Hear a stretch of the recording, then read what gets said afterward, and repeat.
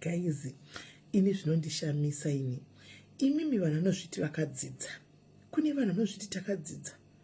Asi pasocial media apa vanenge vachingombeya.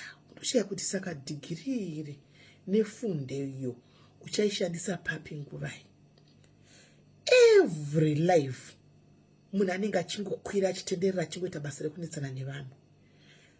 Kana uri murwere, guys, handizi kuti unowanepi nguva murwere une chronic disease kuti mapapu apera, makidney aya apera.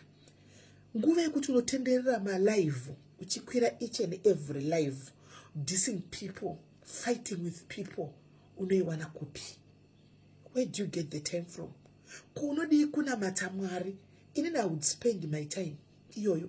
Kana ndine chronic disease yakadaro kuti makidney apera, mapapu ari kupera, unorarama nemameshini every day, I would spend my time kana ndichinamata Mwari wangu kuti naye Mwari ndiporeseiwo, ndichitsvaga nyasha. Kana uchiita zvevadzimu, uchipira kuvadzimu vako, uchiisa zvaunoita zvaunobhiliva mazviri kuti naye veduwe ndionewo ndiponeseiwo, unoona munhu each and every life aripo. Apa unotonzwa pamavidhio pacho kuti munhu ari kupera mweya. Kupera mweya chako chako ari pamavidhio achikaka nharo nevanhu. A level of dofonesi yacho ikangofanana nesu isu madofu asina kuenda kuchikoro. Hatichaoni ufundi wenyu, udzidzo hwacho kuti uri papi. Kuita champion yekukwira every life vanhu vane madegree.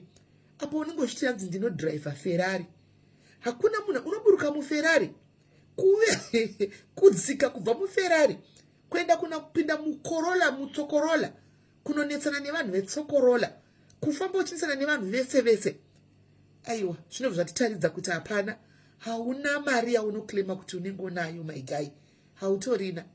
Hauna zvaunoklema Ferrari iyoyo kana unayo. I would spend my time semurwere ndichinakirwa neFerrari yangu. Handingangoonetsani nemunhu wega pasi kupindira nyaya dzevanhu, kuvenga vanhu, kufamba pese. Apa unotonzwa kuti munhu mweya uri kupera uyu nemuchipatara.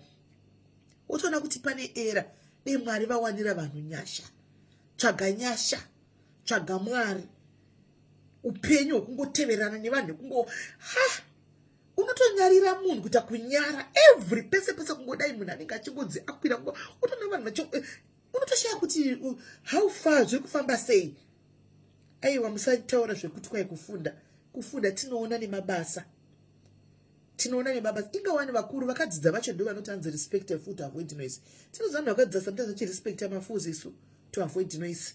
Zvino isusu madofu tisakuita kunge takadzidza because we are respecting foods to avoid noise. My guy. Kana bhutsu dzichikwanya, tora bhutsu idzi upfeke dzichi. If the shoe fits, take the shoe, wear it and let it fit you. Kana video iri yako ameno ikoko tinongotsaura isu. But I will be busy. I would spend most of my time praying to God, praying kuvadzimu vako kuti ndiporeseiwo ndioneiwo. Life yekurarama nemeshini inorwadza yakaoma. Handifungi kuti ndingawana time yekutenderera ndichipera mweya, ndichipera voice, ndichitenderera ndichirwa nevanhu every live, kuita kugwa nevanhu, kuzvita mutongi gava, kuzvita ndindoza, kuzvita head mistress wepaFacebook. PaFacebook hapana head mistress, ende paFacebook hapana munhu anokukwatai kana anokucheukai. Munotozvinetsa pamunenge muchitaura nezvevamwe vanhu asadi, munotozvinetsa. Inde munodrive maFerrari enyu. Go and live your life. Go and pray to God kuti Mwari ndioneiwo. Go and pray to vadzimu kuti vadzimu vangu muri kundirangarireiwo ndorarama nemameshini shuwa. Kana uchizviti uri mwana mudiki nezera rangu rino rine mameshini, do you think muchasvika pa45? Muchasvika here pa45? Tsvagai nyasha asikana, mutitaridzewo kudzidza kwacho, mutitaridzewo pane mari hapana noise, pane mari hapana noise. Muve nezuva rakanaka, guys.